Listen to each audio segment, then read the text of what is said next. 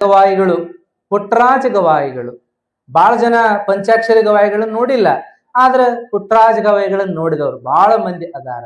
ಎಂತ ಶಕ್ತಿ ಅವ್ರದ್ದು ಅಂದ್ರೆ ಉಭಯ ಗಾನ ವಿಶಾರದರು ಅಟ ಅಲ್ಲ, ತ್ರಿಭಾಷಾ ಪಂಡಿತರು ಅಟ ಅಲ್ಲ, ಕವಿಗಳು, ಸಾಹಿತಿಗಳು ಅಷ್ಟ ಅಲ್ಲ, ಲಿಂಗ ಪೂಜಾ ನಿಷ್ಠರು, ತ್ರಿಕಾಲ ಲಿಂಗ ಪೂಜಾ ನಿಷ್ಠರು ಅಷ್ಟ ಅಲ್ಲ, ಅವರಿಗೆ ಎಂತೆಂತ ಪ್ರಶಸ್ತಿ ಪದವಿಗಳು ಬಂದು ಅಂದ್ರೆ ಲೆಕ್ಕನ ಇಲ್ಲ. ಎಂತ ಸಾಧನೆ ಅವ್ರದ್ದು. ಯಾರರ ಅನುಭವದ ಅವರಿಗೆ ಕಣ್ಣಿಲ್ಲ ಅಂತ ಅನ್ನಕ್ಕೆ ಏನ್ ಸಾಧ್ಯ ಐತಾ? ಅವರಿಗೆ ಕಣ್ಣಿದ್ದವರಿಗಿಂತ ದೊಡ್ಡ ಸಾಧನೆ ಮಾಡಿದರು.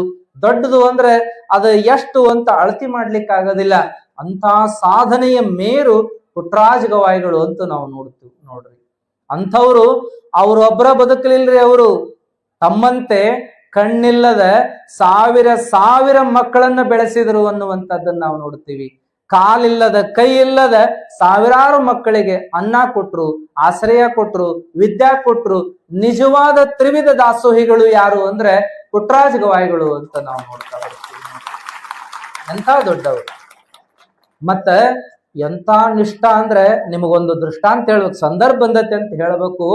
ಪುಟ್ಟರಾಜ ಗವಾಯಿಗಳನ್ನ ನಾವು ಕೂಡ ಅನೇಕ ಬಾರಿ ದರ್ಶನ ಮಾಡೀವಿ. ನಮಗೂ ಒಂದು ಅವಕಾಶ, ನಮ್ದು ಒಂದು ಪುಣ್ಯ ಅವರನ್ನು ನೋಡುವಂತ ಅವಕಾಶ ಸಿಕ್ಕಿದ್ದು. ಪುಟ್ಟರಾಜ ಗವಾಯಿಗಳು ಎಂಥ ಪೂಜಾ ನಿಷ್ಠ ಅಂದ್ರೆ ಪೂಜಾ ಮಾಡ್ಕೊಂಡ ಮುಂದಿನ ಕೆಲಸ, ಪೂಜಾ ಇಲ್ಲ ಏನು ಮಾಡಂಗಿಲ್ಲ.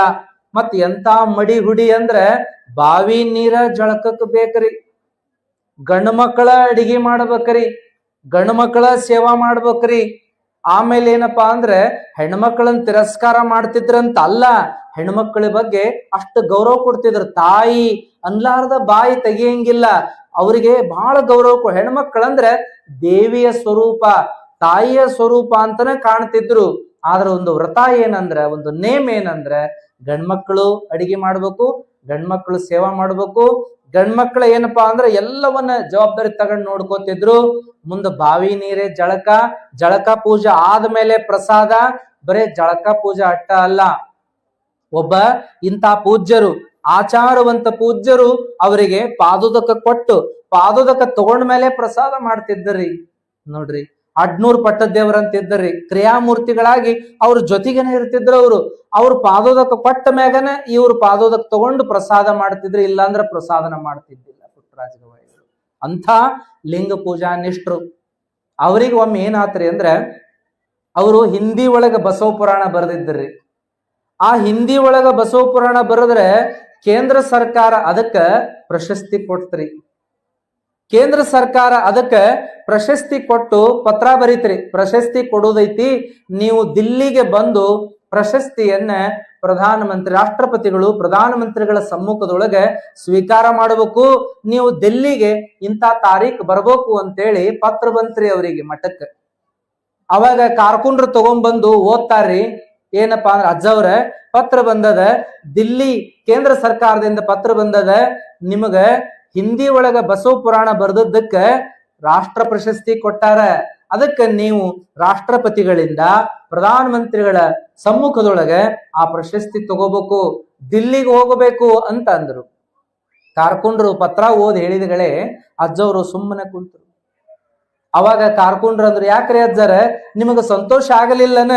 ಇದಕ್ಕ ನೀವು ಬರೆದಂತ ಹಿಂದಿ ಬಸವ ಪುರಾಣಕ್ಕ ದಿಲ್ಲಿಯಿಂದ ಕೇಂದ್ರ ಸರ್ಕಾರದಿಂದ ರಾಷ್ಟ್ರ ಪ್ರಶಸ್ತಿ ಸಿಕ್ಕತಿ ಅಂದ್ರೆ ಸಣ್ಣದನ್ರಿ ಅಜ್ಜಾರ, ನೀವ್ಯಾಕೆ ಸುಮ್ಮನೆ ಕುಂತ್ರಿ? ಮತ್ತ ದಿಲ್ಲಿಗೆ ಹೋಗ್ಬೇಕಲ್ಲ, ಎಂಥ ಸಂತೋಷ ಪಡುವ ಸಂದರ್ಭ, ದಿಲ್ಲಿಗೆ ಹೋಗಕ್ ತಯಾರಿ ಮಾಡ್ಕೋಬೇಕಲ್ಲ ಅಂದ್ರೆ, ಅಲ್ಲ ದಿಲ್ಲಿಗೆ ಹೋಗುನು ಇಲ್ಲಂತಲ್ಲ, ಆದ್ರೆ ದಿಲ್ಲಿ ಒಳಗ ಬಾವಿ ಅದಾವನು ಅಂತ ಕೇಳಿದಾರತ್ರಿ ಅವ್ರು. ಅವರಿಗೆ ಪ್ರಶಸ್ತಿ ತಗೊಳ್ಳೋದ್ರ ಕಡೆ ಲಕ್ಷ್ಯ ಇಲ್ಲ. ರಾಷ್ಟ್ರಪತಿ ಪ್ರಧಾನ ಮಂತ್ರಿಗಳ ಕಡೆಯಿಂದ ಪ್ರಶಸ್ತಿ ತಗೊಳ್ಳೋದು ದೊಡ್ಡ ಪ್ರಶಸ್ತಿ, ರಾಷ್ಟ್ರ ಪ್ರಶಸ್ತಿ, ಇದ್ರ ಕಡೆ ಲಕ್ಷ್ಯ ಇಲ್ಲ. ಎದ್ರ ಕಡೆ ಲಕ್ಷ್ಯ ಐತ್ರಿ ಅಂದ್ರೆ, ಸ್ನಾನಕ್ಕೆ ಅವರಿಗೆ ಬಾವಿ ನೀರು ಬೇಕು, ಸ್ನಾನ ಪೂಜಾ ಮಾಡ್ಕೊಂಡ ಮುಂದಿನ ಕೆಲಸ. ಇಂಥ ಆಚಾರವಂತ ಸ್ವಾಮೀಜಿ ಅವರು, ಇಂಥವ್ರು ಬಾವಿ ಅಲ್ಲಿ ಅದಾವೋ ಇಲ್ಲೋ ಅಂತ ಕೇಳಿದರತ್ತ. ಅಜ್ಜವ್ರು ಇಂಥ ದೊಡ್ಡ ಪ್ರಶಸ್ತಿ ಸಿಕ್ಕಾಗ ನೀವು ಅದನ್ನ ನೋಡೋದು ಬಿಟ್ಟು ಬಾವಿ, ಆಚಾರ ಬಿಡಬಾರ್ದಪ್ಪ, ಆಚಾರ ನಮ್ದು ಬಿಟ್ರೆ ಮುಗೀತ, ಅಲ್ಲಿಗೆ ಪ್ರಶಸ್ತಿ ಮತ್ತೊಂದು ಸಿಕ್ಕಿತ್ತು, ಆದ್ರ ಆಚಾರ ಬಿಟ್ರೆ ಇನ್ನೇನಪ್ಪ ಏನ್ ಉಳಿತದ ಅಂದ್ರಂತ. ದಿಲ್ಯಾಗ ಬಾವಿದ್ರ ಹೋಗೋಣಪ್ಪ, ಇಲ್ಲಿಕಂದ್ರ ಹೋಗುದಿಲ್ಲ ಅಂದ್ರಂತ ಅಜ್ಜಾರು. ಅಲ್ಲಿ ನೋಡಿ ಎಲ್ಲಾ ವಿಚಾರ ಮಾಡಿ ವ್ಯವಸ್ಥೆ ಮಾಡಿದ್ರು. ಏನಪ್ಪಾ ಅಂದ್ರೆ ದಿಲ್ಲ್ಯಾಗ ಬಾವಿ ವ್ಯವಸ್ಥೆ ಐತ್ರಿಪಾ, ಅಲ್ಲೆಲ್ಲಾ ಸ್ನಾನ ಪೂಜಾಕ್ ವ್ಯವಸ್ಥೆ ಮಾಡಿನ ನಿಮ್ಮನ್ನ ಕರ್ಕೊಂಡು ಹೋಗ್ತೀವಿ ಅಂತ ಹೇಳಿದಾಗ ಅಜ್ಜವ್ರು ಒಪ್ಕೊಂಡ್ರು ಅನ್ನುವಂತ ಮಾತು. ನೋಡ್ರಿ ಎಂತ ಆಚಾರವಂತರು ಅಂತ ಹೇಳಿ.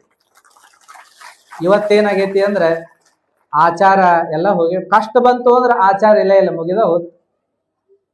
ಅದಕ್ಕೆ ಆಚಾರ ಬಿಡಬ. ಆಚಾರ ಕರಸಾಗು, ನೀತಿಗೆ ವಿಭು ಆಗು, ಮಾತಿನಲ್ಲಿ ಚೂಡಾಮಣಿಯಾಗು, ಜ್ಯೋತಿಯಾಗು ಜಗಕ್ಕೆಲ್ಲ ಅಂತ ಜನಪದರ ಹಾಡಿದ್ರಲ್ಲ. ಹಂಗ ನಾವೆಲ್ಲರೂ ಬದುಕನ್ನು ಮಾಡ್ಬೇಕು ಅಂತಾರ. ಇರ್ಲಿ.